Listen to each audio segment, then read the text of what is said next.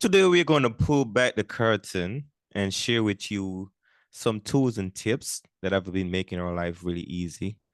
And today, you get to learn about some of these tools and tips, get to take them with you, go do it yourself, go make life easier for you. But Jessica and I use a couple different systems and tools that we might be sharing that might like overlap, but some of them might not. So stick around and get to learn about these things because we know that after today, you can be like, wow, my life got a lot much easier because of these tools.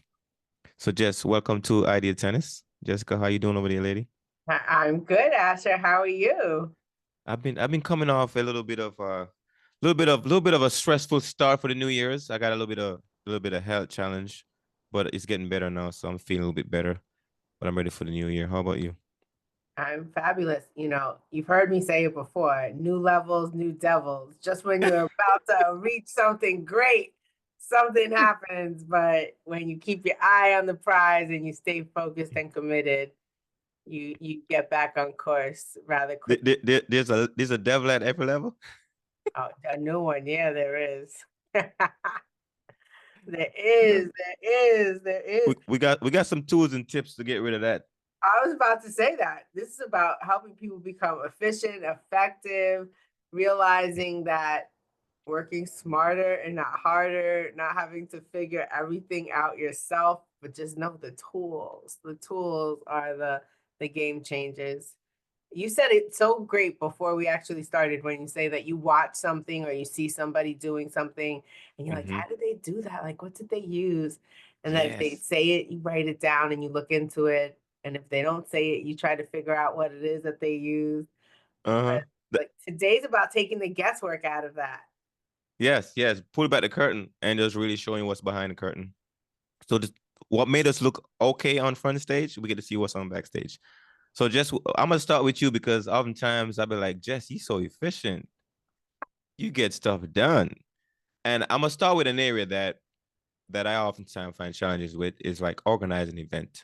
So when you're putting together an event, organize an event to get people to show up or get people to kind of recognize certain things. Like what is your process or what are some of the tools that you use to really help put together an event for yourself? So I'm old school. I'm a paper and pen kind of girl for some things, or if not completely paper and pen, but starting with paper and pen. So Mm-hmm. I'm the person that dots the I's, crosses the T's. I'm very logistical in terms of thinking the order in which things need to be completed in, also figuring out what time frame things should take so that you can anticipate and leave room and space for if something, God forbid, goes wrong. So I map it out. I also use so two things that I think everybody has on their devices: a digital calendar. It could be Mm-hmm. Google Calendar, it could be whatever calendar you use, and then a notes app Mm-hmm. on a phone. I'm going to say those two every single day I use. I even have them organized by like folders and colors because that's just like how my brain works. It needs to look nice. But when it comes to like event planning and keeping on track, those two things, my calendar and my notes, keep me Mm-hmm. organized to be able to know effectively and efficiently like what did I do, what requires somebody else, especially because notes and calendar items you could share with other people. Mm-hmm. So you could just shoot somebody an invite or share the note, and when somebody edits like a shared note, you see Mm-hmm. the edit. So it's like almost like a live document Mm-hmm. back and forth, which is great when you're doing planning. Hmm. Okay, so if we gotta go to an event, so you're gonna work out so an event space, like set up because when I go to some of the events, I'm like how do you guys put this together? Like Yeah. talk to me about that piece of it too. All right. So I use two resources to identify event space. And event space could be for lots of different things. Event Mm-hmm. space could be, I'm going to say a few years ago, what was it called? Co-work sharing spaces were all the rage, but then they seem to have disappeared. And a lot of people still work from home, but every once in a while they'll meet with somebody, whether it's a client or business partnerships or just people to talk about business, a great resource that I use is called Peerspace, Peer space, and then Gigster. Those are, I'm going to call it like an Airbnb, but for event space, whether it's meeting room you need, or you're doing a pop-up event, even if you're doing like a personal event, like a party, or if you're looking for a content creation space, a podcast recording studio, a photography studio, those are great resources to be able to look to see what's in your area. It's also great sometimes when you're traveling for business and you need a space, or you're looking for a photography studio to create some content with somebody while you're traveling. Those are great resources because you could just search by location. Actually, I never heard about those because I haven't done much like in-person event, but this is good. Peerspace and Gigster. Gigster. Oh, is it 1G or 2G? 2 Gs. 2 Gs. Okay, 2 Gs. Okay, perfect. Perfect. I got that right. 2 Gs. Nice. Okay, so what about, so, I want to tap into calendar piece because I think when you mentioned that, a lot of people don't understand the power of calendar. And I learned this like on the tail end of my leave in the military. I had a supervisor, and because I used to write a lot of things down, like, man, I was trying to keep up, right? It's actually, you should use the calendar, man. I'm like, yeah, but sometimes I'm not always on the thing, blah, blah. But I tell you what, Jess, I listened to that man, and to up to today, that thing been the best thing that I ever done is organize myself on a calendar. Like somebody asked Asher, who's your boss right now? My calendar. That's my boss. I report to that thing every day, right? But it's something that really helps me because I had a really difficult time with tracking information, tracking things, and keeping up with things. But when I started doing calendar, it's really, really helped me. Like even one of my old son major in the military, like he's just really good with memorizing things. Like he don't show up to meeting, doesn't have a book, nothing. He just have a book, but he doesn't have a lot of stuff, right? Because he memorize everything. I'm like, bro, like I don't got that kind of memory. So calendar really helps me really track stuff down and keep track of stuff. So that's something that I think we both kind of really see the power of. And if you're not using calendar out there in the world, like you gotta jump on that game plan. Like it is a game changer to be on I your mean, calendar all the time. how effective is a calendar when you have like multiple calendars within the calendar? I even have a shared calendar with my husband, like for family Mm-hmm. things. Mm-hmm. He sees my calendars, I see his calendars, and even beyond that, but just within business, having different calendars so that you can make most of your time in an efficient way and see where are you dedicating your hours to? What are the projects that maybe you're taking up too much time and they really shouldn't take up that much time? It gives you a broad scope of what you're working on and how effective it is. I even use my calendar almost like a journal. Mm-hmm. Mm-hmm. So I will put the, I'm going to use this podcast as an example. I'll put episode 11 of Mm-hmm. Idea Tennis tools and tips. And then I'll even put some notes of the tools and tips that we shared. Mm-hmm. So whether it's a personal thing like a family dinner, my family gives me such a hard time about it, but it comes in clutch when they need something and they're like, do you remember when we did whatever, whatever? And who was there? And what did we do? And I, sure enough, go back in my calendar and I'm able to pull it up and have all the details. It's how my brain functions. I don't know why, but it's also like one spot and you find everything. Even when you are having like a reoccurring meeting, Mm-hmm. right? You're having a reoccurring meeting and, there's certain things that the people involved in the reoccurring meeting need to know.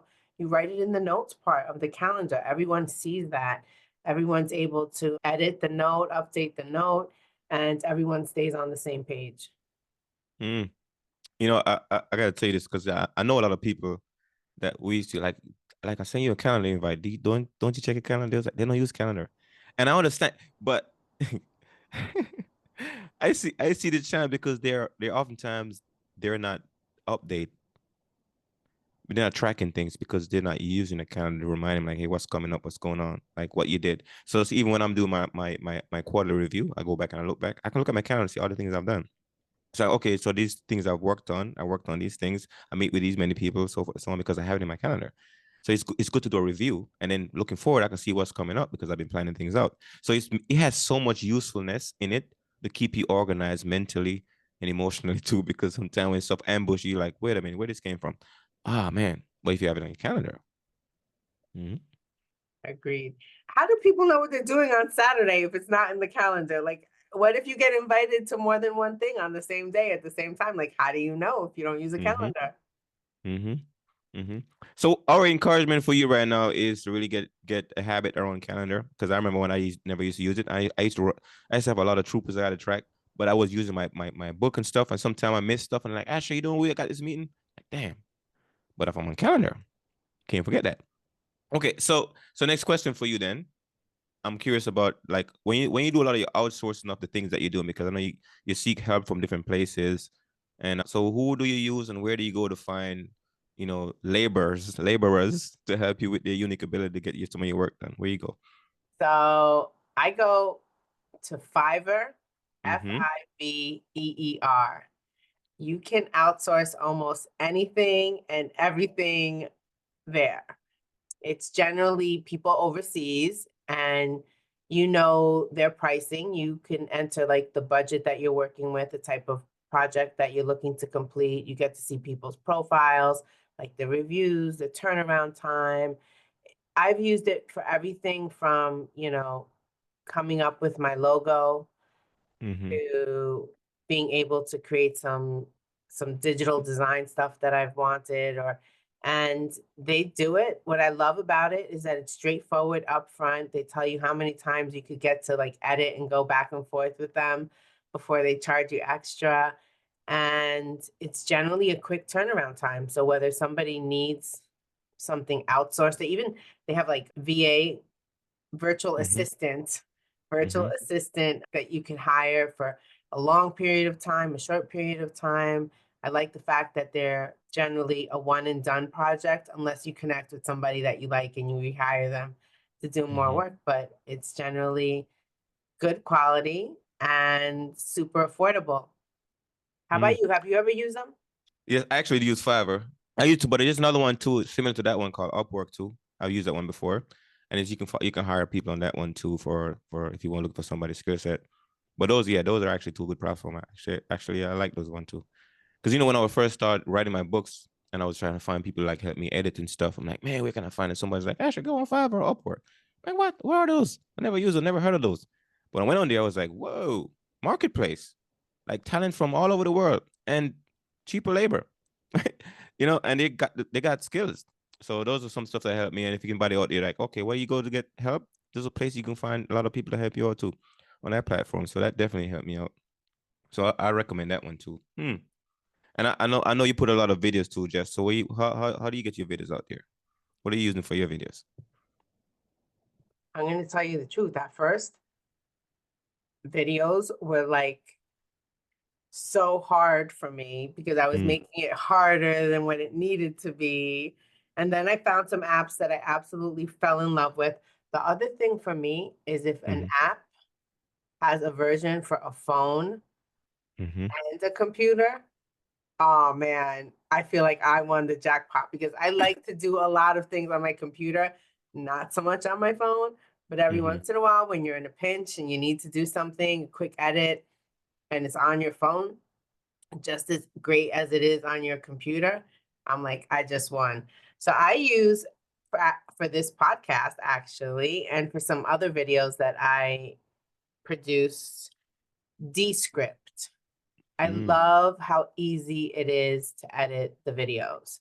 You don't have to be like a tech guru. You don't have to. It's literally just like removing the words that mm-hmm, you want to take out, and it removes the words and the videos somehow magically. So you don't have to figure out like the timing. I feel like it was harder. And every once in a while I'll still use it, but I used to use like QuickTime. mm. Are you familiar with QuickTime for photo editing? I think yeah, I know what you're talking about that, but I never really used it because it was too complicated for me. So I was Yeah. gonna say, so that's hard, which is why I used to steer away from like editing video. But Mm-hmm, Descript makes it so easy. It even mm-hmm, removes word pauses, it removes repetitive words, it removes word fillers for you. It makes you feel like you are producing a quality professional piece of content. mm-hmm, Even with that, there's tools within Descript. For example, someone who has a podcast or is looking to do some social media clips or posts, it gives you like the language that you can use to put as a description of your YouTube channel. It does the show notes for you. Like you don't have to figure any of that out yourself. With regard to like social media clips or cuts, it'll create the social media post where you tell it how many, whether it's you want just 3 posts or you want 5 posts. You could tell them the theme you want as it regards to that video. So I absolutely love Descript right now. I'm going to say it's probably my Mm. most used app alongside Opus Clips. Mm. Opus Clips, like I was at a meeting, I think you may have even been on the same meeting with me, and someone was showing some content they put on Instagram. And I stopped in the middle of the meeting and I was like, wait, how did you do that? And she was like, how did you do what? I was like, I don't know what it's called, but you put like pictures and videos that's not you in between you. Like, she was like, that's called B-roll. I was like, well, how did you get that B-roll? And they showed me Opus Clips. I was like, oh, I need that in my life. So I love me Mm. some Opus Clips too. How about, I know you use Opus Clips Oh all the yeah. Totally. I need to jump on Descript, by the way, because what I use right now for like editing, like my audio, I use Podcastle. I use that one to like edit my audio and stuff. And I used to use it for my podcast too, but it was, I started with them when they first started out. So I haven't used them in a while for like anything video wise and recording my podcast. I normally just use my Zoom for recording my podcast.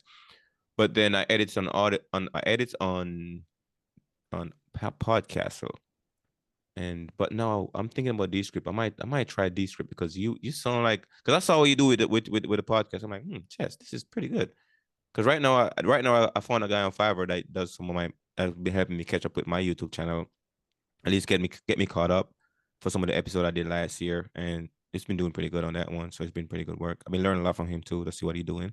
But I think he used what's that, CapCut plus something else he used to do the short reels. Oh, yeah. I use Yeah. CapCut too, but it's not as easy and as great as the combination of Descript and Opus Clips. I will Yeah. also say Descript also allows you to extract and import like the audio file of the Mm. podcast. It also allows you to extract and upload the closed caption subtitle. It Mm-hmm. really has a lot of functionality that is incredibly easy to use. I mean, if I could use it, really almost anybody can use it. Mm-hmm. It makes Okay, so life yeah, so simple. these script, I'm gonna have to go. I'm gonna have to take a second look at these scripts then, because that one definitely. I started off with it early when it first came out too, but I was like, it wasn't there for me right now, and I was looking at editing audio, so I jumped onto podcast. But now I'm gonna have to go compare the two and see what's smoother and what's more better. It even has, so with my thick Bronx Puerto Rican accent and your thick Caribbean Jamaican accent, sometimes the transcript and the audio, what we said wasn't actually what it heard. And it says, like for us, I'm constantly correcting Jess because it puts Jeff, it puts like a million other things that's not Jess. Like, what the hell? So I go, but Chess. but you could change it in one, like replace all, and it finds them all, and it's like you don't have to manually go. So it Mm-hmm. does make your life super easy. And then I'm gonna not, I mean, anyone who looks into Descript will also see you could do like regenerate your voice. Mm-hmm. So when I have content that I create on my own, I don't do it for Idea Tennis, but for Mm-hmm. videos that I have on my own, I will, maybe I said the wrong thing or I Mm-hmm. forgot to say something. I can add, Mm-hmm. and it sounds like me. No, that is awesome. That is Yeah. awesome. And speaking of even audio, because I was testing out this other platform called 11 Labs. Oh, Yeah, I did it for a couple. I went on there and I even cloned my voice because I was thinking about using it for the audio version of my books, because I was like, man, to record my book takes a lot of time. So I was thinking about how it would sound if I actually clone my voice and have it read my voice. I tried it, but I'm not too comfortable with my reading voice yet, so I gotta go try it a couple of times. So I put a pause on that one, but that one's something a platform I'm thinking about really really working on big time is 11 Labs, and it's really good actually. It's really good because you can write your blog, and if you got your voice, and it could read your blog for you. So when I send my blog out, it could be in the script version and the audio version that you can have it read to you, or you can read it yourself. So I saw that tools on there. I was like, okay, cool. I'm gonna go back to this one later on. But I tested it a couple of times. It's pretty expensive too, but it's not a bad platform if you really want to take your content out there a lot. So I think 11 Lab is a really good one too for the audio piece. Have you tried that one yet or no? So I have. You have? I have an 11 Labs account. So part of, and it's not a secret anymore because you've been talking about it the past couple of weeks, my coaching program is launching. Mm-hmm. And so to be able to create audio, like if I type whatever the messaging is and I want it to sound like me, but I don't want to be camera ready, or I don't want to have my image as the image that the viewer sees, I can superimpose an image and then put the words and it sounds like me. So I love that. Yeah, I love the ability to be able to do that. And here's even another tool that I've been working on too. It's called Screen Studio. It's like this is one where you can like record your screen. And I've been thinking about so many ways to use it, because even when I'm creating the courses that I'm working on and stuff, it's like it's easy for me to record and show you exactly what I'm working on my screen. Walk it through it, and it has an option where it zooms, like your mouse zooms in and it takes you back and forth. You zoom in and out. It's really smooth. And I saw it because I was taking another course to this other platform. I'm like, what are you guys using for your thing? Because I went to one of their workshop, and I'm like, hey, question, not the same, not off question, but I want to know what you guys use to record your presentation, because it's so good. And then walking through his Zoom, I'm like, there was like it's called Screen Studio. I'm like, I checked it out. I was like, oh my God, this is what I'm looking for. So I'm working on that one, to use that one. So anybody like creating courses, building stuff, like the talk to walk through method, that system is really helpful because it records what you're looking at and it zooms in and zooms out, and it help people to see stuff. Yeah, can I figure out it zooming your screen, whatever. So it's easy. So it eliminates me. Gotta put the presentation and all that stuff. I can just talk you through the thing right there, raw and live. And that's what I'm using to build out some of my courses out too. And if you haven't used that one, right? No, I haven't. I haven't. But what I have dipped my toe in the pool with was the Score. What is it? The Score app? Score app. Oh yeah. Yeah. For anyone Mm. doing anything like quizzes and surveys, that is such an incredible app to have access to, Mm-hmm. especially when you invest in the paid version that AI gives you a little help. This is when AI is my friend and I'm not so skeptical. But Mm. it's a great, because it does so much more than just create the quiz for you. And Mm-hmm. sometimes you come up with questions, but you get stumped or you're not sure, are those the right questions? Are those the most effective questions Mm-hmm. to get to what it is that you're trying to accomplish? So I'm right now trying to figure out all the ways that I can use this Score app to engage my audience in a more fruitful way, both for them Mm-hmm. and for me, right? Because you know, people don't like to talk about it because they don't like the idea of being tracked, or they don't like the idea of people knowing information about them. But data tracking is real, right? And Mm-hmm. so it's how ads are targeted to particular audiences. It's how, Mm-hmm. big box retailers and how businesses are able to market to their audience because they have data on them. And Mm-hmm. so when you're a small business or even someone who is like launching a podcast and you want data on your audience, or you want to figure out the right clientele for the business that you either are about to launch, you just launched, or these are great tools that cost minimal but give you a huge Mm-hmm. return because you have insight on people, and the insight generally is authentic because it's real people filling out these quizzes, essentially giving you information about them. And sometimes the information isn't like what we think, right? So the Mm-hmm. information isn't like what color hair or eyes you have, but like what's your height, but it's information about sometimes mindset, Mm-hmm. beliefs, different things that even I was talking today about a catering company. I mean, how great would the catering company if they had a tool that surveys or gives a quiz to their customers or their clients, asking them like, their food preferences. What are the things that they absolutely love on the menu? What are new suggestions, for the new spring, summer season? So there's lots of great useful tools, not just for like non-traditional entrepreneurs such as ourselves, but even for Mm-hmm. traditional businesses. Mm. No, I'm a second you on that score app too. It's been really really useful because when I was listening to some of the training on it about the getting leads and stuff, and it's like, man, it's just totally what I'm looking for. And I know you and I use the same CRM. So if anybody out there like thinking about like as a business person, like you need a CRM, right? A customer relation management like system. And when I first started out, I had my stuff in all a bunch of different places. A bunch of different places. I was trying to look for something that centralized everything.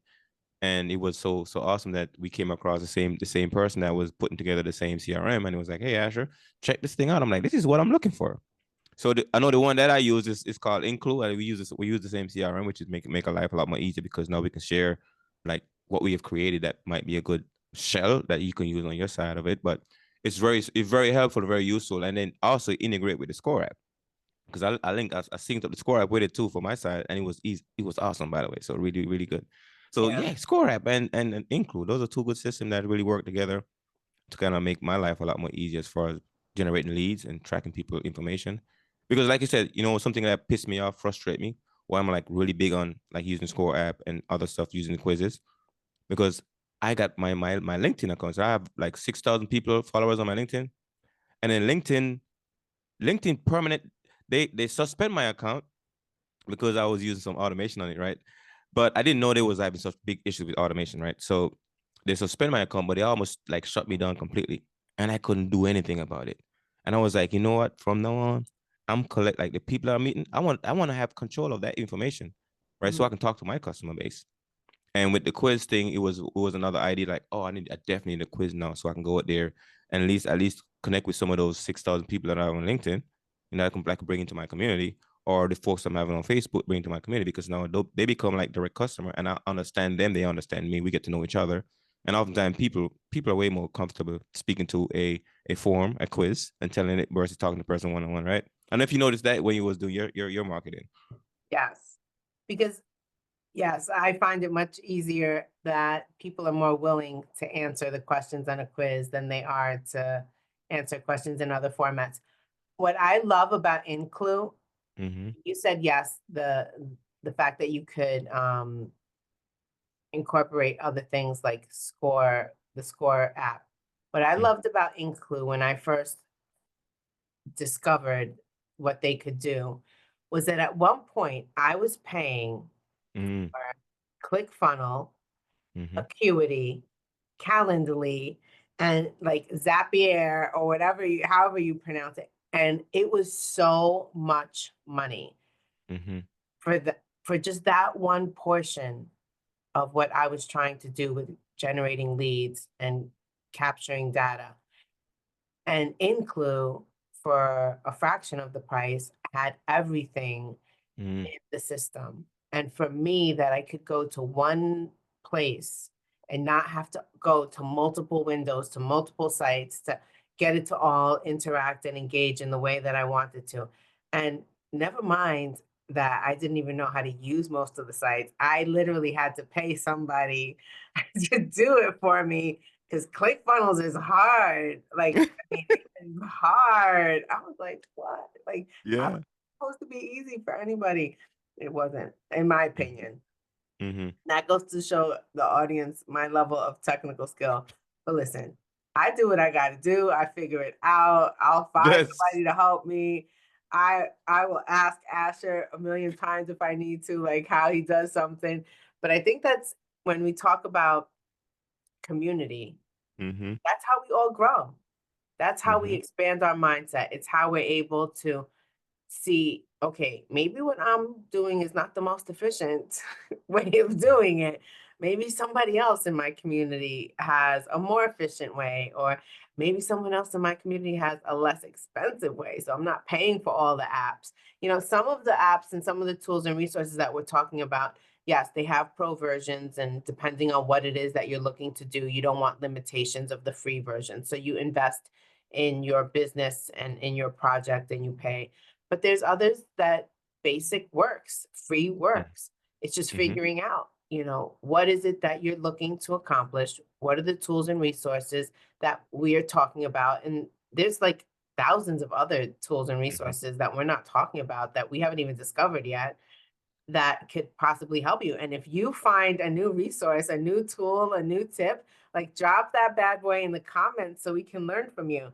But I will also say, for me, I do so not enough, but do social media content. And I use CapCut for Mm-hmm. sure. I've been throwing in Opus Clips, but I use a lot of photo editing apps. I Mm-hmm. use an AI photo editing app called Photo Room. What I love about Photo Room is that it removes the background image and Mm-hmm. replaces it with a realistic background image. So if I want to stand like in the middle of the street in New York City, it'll remove whatever background is, maybe my living room or my office where I'm in right now, and it'll replace it with the background of me standing in the street in New York City. Or if I want to be on a beach somewhere, I can tell it, and the AI will work to find a suitable replacement of a background. And it's super easy to use, and it's not expensive. I also use Lenza and InShot. InShot, I edit like videos and stuff with. But these are all apps that anybody could use, whether they have a business or just using social media for fun. My cousin, she saw some of my images and she was like, you did that? And I said, yeah. I said, technically it's the same picture, but you wouldn't really know other than the fact that I'm on the same dress. But if you've been watching 10 episodes of this podcast, you see I wear the same black shirt every single week. It's my uniform. But I digress. She was like, oh, can you help me with my son's Christmas cards? I was like, yeah, just take pictures of him at your house, send me the pictures, and then I'll make it look like you took him to the photo studio for Christmas. She couldn't believe it. She was like, what? She goes, you know how much money I pay for this? She goes, you should charge for this. This is like a Mm-hmm. side hustle. I was like, I do it Mm. for fun, but yeah. Speaking of what charge for, right? I'm gonna tap into this piece because this might be information for those that like to write. And but this is something that I charge for. But some of the tools that you can do it yourself with, right? So if you're a person that's like writing your book, writing your story out there, then a couple of platforms that I use to make writing easy for me. I use ChatGPT. It's my thinking buddy. If anybody that use ChatGPT, I use ChatGPT. I use Perplexity. It's another research tool that I use because when you research on Perplexity, pull up a lot more information, tell you where you pull in the information from, so forth and so on. I use that one. I use ChatHub because ChatHub integrates like all of the top like AI tools out in one place. So I have that option. Sometimes I want to run on the prompts on like my Chat GPT personal one. I jumped over to Chat Hub and I worked on there a little bit, or I jumped into Chat in the Perplexity. I use that one. I use another one called Notebook LM. And Notebook LM helps me specifically because it doesn't create a lot of it doesn't generate, more content in what you put in there. So if I do a podcast recording right now, or I do a Zoom recording and I copy the script and I put it into Notebook LM, it would just focus on the content I put in it, not really generate anything else. So it's a good place for me to capture conversation I'm having. So if I'm writing a book with somebody, we can have a conversation right now. Jesse, tell me about your story, and I capture that data. I'll go back, I'll filter it out using Notebook LM, go back over it, and we start writing, working on it, expand on it. So those 4-1 really help me with writing. So I kind of use those for writing. But then if you want to, like for editing, you talk about Grammarly, you use Grammarly, I use Grammarly too. But sometimes you don't really need Grammarly because some of these other AIs that's so good. But I also outsource my editing to like my development editing, my copy editing, so forth and so on, to somebody on Fiverr that I use. I have an editor on there, so they help me with that piece. So that's for the editing part, right? And then I get into publishing now. So publishing. So if you want to self-publish your book, I use KDP. It's another company that's side with Amazon for you to publish your book, self-publish to KDP. But you also can self-publish using Ingram Sparks or Lulu. There's another platform you can self-publish your stuff. But prior to that, let me go tap back into something here because I was thinking about this other piece that I use for like formatting your manuscripts. That's something that a big part of people have challenge with. Once you write the content, then how do you format your manuscript? And I use another platform called Atticus. And you can go to Atticus. You can use one called Vellum. You can go to Vellum too. And that's another platform you can go there if you want to edit your book, or Reads. That's another platform. You can get some free access to it to kind of format your book. So format your book is not that hard like it used to be in the past. If you can find a way to do it through ChatGPT, other platform, you organize your content, but then you want to get in the book formatting, you go to Atticus, Vellum, or Reedsy, and that's a good place. You can go there and get your book formatted, and then they format it in the right structure for you to write automatically put into KDP or Ingram, Spark, so forth and so on. So that's for writing. So anybody interested in writing, those are some tools you have freebie. Go do it yourself. But if you want to do it, Asher, come talk to me. Put it in the comment. We're gonna chat. What about you, Jess? You do some writing out there? Well, I'm dipping my toe in that pool too now, thanks to you. I will say all the new things, or a lot of the new things, are thanks to Asher in my life. We all need a friend like Asher, someone that pushes you to be better and do better, and is not afraid to ask you like the hard questions. I think that even before we officially started today's podcast, we were talking, which is how it sparked this conversation about tools and what do we know anybody, or do we use, or what do we use? And so we were talking, it initiated with like, how do you stay on track with all the things that you're working on? And so we were going back and forth on what we currently do, but then we were also talking about what we can evolve to do as our projects and our businesses grow. And so one of the tools that Asher spoke about that he's going to be using, and when he was showing it to me, I was like, well, maybe I want to use that. It's called Trello. It's like project management for business, I'm going to describe it as. But if you're using it, definitely share your experience with us. And if you have an affiliate code, drop that bad boy to us so we can help you get paid on it. But the other thing is, I was also talking to somebody about how do you stay focused on what it is that you need to do. And they were saying to me that, they use Read AI a lot. And I said, that's good for meetings on like Zoom and video meetings. But when you're in person or you're having a phone conversation with a client, how do you stay on track? And so then they said they need to figure that out. And I said, okay, well, I'm going to see how I can help you figure that out. And I started looking into something. And because of the way the universe works and that everything is listening at all times, all of a sudden I got an Instagram ad for exactly what I was looking for, but hadn't looked yet. So it's an app, and I'm actually going to look into it because I was interested in this after. It's called Note Flow, NOTEFLOW. And it does on your phone what Read AI does on a video. So whether you're in person at a meeting, like, you're sitting around a table with 4 people, 5, one other whoever, however many other people, and you guys are talking business or something that you need to keep information. Take notes on. The app will take the notes, the meeting notes for you. You just activate that, turn it on. Or if you're on a phone conversation and you want the app to hear the phone conversation and write notes for you. I was like, this is like genius. I mean, obviously, I'm going to look into that one too. I don't know how much it costs. I haven't looked that far yet into it. And I'm going to say this also. Obviously, when you give technology access to your personal devices, you give up some level and expectation of privacy. Like, I'm not telling people that you can use all of these things and there isn't some potential risk. But I'm always about what's the risk versus the reward. And am I honestly risking anything that I'm not currently risking because I download, a different app on my phone? I do believe that everyone should take caution when they're using apps and AI. If you heard our conversation a few weeks ago, I was a little skeptical, right? So it's about proceeding with caution, using the things that work for you, not getting into like debt by paying for all these apps that you never use, and making sure that you're getting not only the best return on your dollar, but the most effective and efficient way for you to use something. So sometimes one tool can do the things that 5 other tools can do, like the example of Inclu and all the things I was paying for outside of Inclu before. Or, you said Grammarly is great, but now with all the other things we have access to, Grammarly's not as necessary as it was when it first came out, and there was nothing else like it. So just keep those things in mind. And if you discover something new, share with us. So I think, are we wrapping up soon, Asher?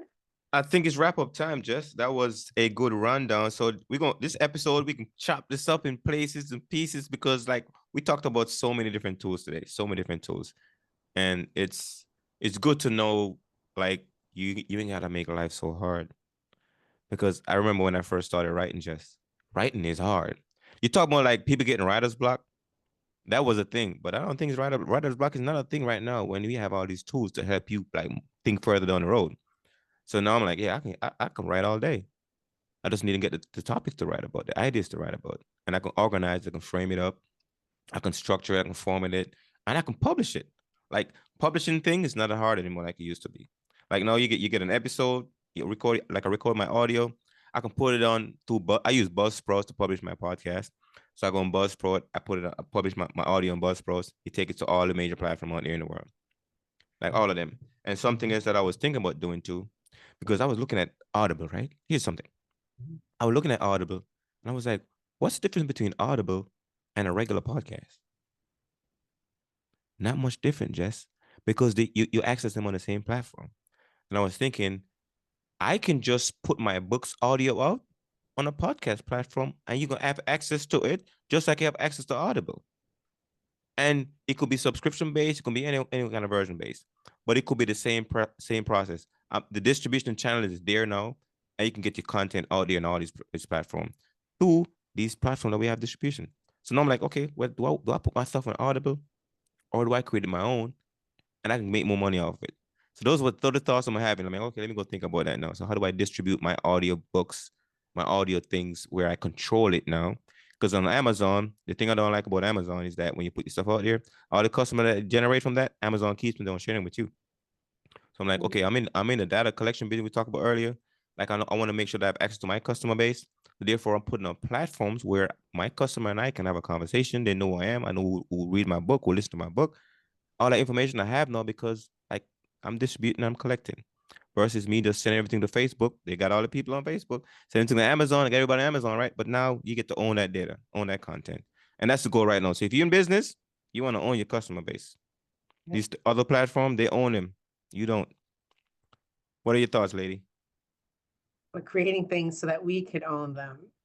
That has been the Mm. focus of the past few months for us specifically, but Mm-hmm. really being able to position ourselves for long-term success requires you not only owning your business, but owning every aspect that goes into building your business. When you spoke about with me earlier today, and I was like, I don't want to learn that. And your response to me was like, well, I want to learn it, not so that I could like do it for forever, but I want to learn it so that when I outsource it, I know what the person should do. And I was like, you're right. Mm. I know just enough to know, but I'm an ideas person. I have a concept, I have an idea. I want to be able to not use my brain to focus on learning that new technology. But if I could outsource somebody that is their area of expertise, that they are more efficient and effective than I am in that lane, then I'm all for it. I'm like, I'm going to share my idea, my vision for my business or what it is that I'm working on, and I need you to bring it to life. And I'm admittedly, and life is not about perfection, it's about progress. We all know that, but I'm someone who likes things as close to perfect as it possibly can. Mm. And I'm gonna tie into that with a book from my favorite author, Dan Sullivan. He has a book called Who Not How. And Who Not How is all about you taking the things that you might not like doing, you might not love doing, and give to somebody that's greater at it than you. So find the who versus the how. And Jess was doing just now was like, hey Ash, I'm not doing the how. I'm gonna find the who. And which is perfect because sometimes some of us need to do that. Like instead of trying to figure out how to do this thing, find out who's better at it than you and give it to them to do. You might write a check for this much money, but it will save you so much time if you find the right who. So who not how it, like just talk about just now. Yes, yes. Well, I'm excited February is right around the corner, and Mm-hmm. my coaching program officially will be live next month. So if Mm. you're looking for a great coach, if you're looking to level up in business or start a business, grow a business, scale a business, need someone to bounce ideas off of that can become reality for you, Mm-hmm. I am that coach. And so I'm excited what's coming in February. I'll be sharing more as we get closer. And Asher has Memoirs to Millions that the two of us and some other people are working on. But I Mm-hmm. feel like it was he came up with this idea. He shared it with me, and then I shared with him all that it could be, all that it could be. I think sometimes we need people like that in our life, right? To be Mm-hmm. able to allow us to see that sometimes we're thinking small, and Mm-hmm. that what we are about to do or accomplish could be like so much bigger and Mm. more impactful. So I think that the conversations that we have, which is ultimately what sparks Idea Tennis, is about growth, mindset, community, but Mm-hmm. ultimately friendship and wanting to see each other succeed and reach our goals. I love that about us. We're not, competitive, or I mean, we're competitive, but we're not competitive like against each other, but we're competitive. Don't get that mixed up. Uh-huh. So No, where can I people appreciate find you. out more Mm. about Memoirs to Millions? So right now, you can go to lifechangingwisdom.com. I have a waiting list on there. You can click on that and get on the waiting list for Memoirs to Million when it comes out.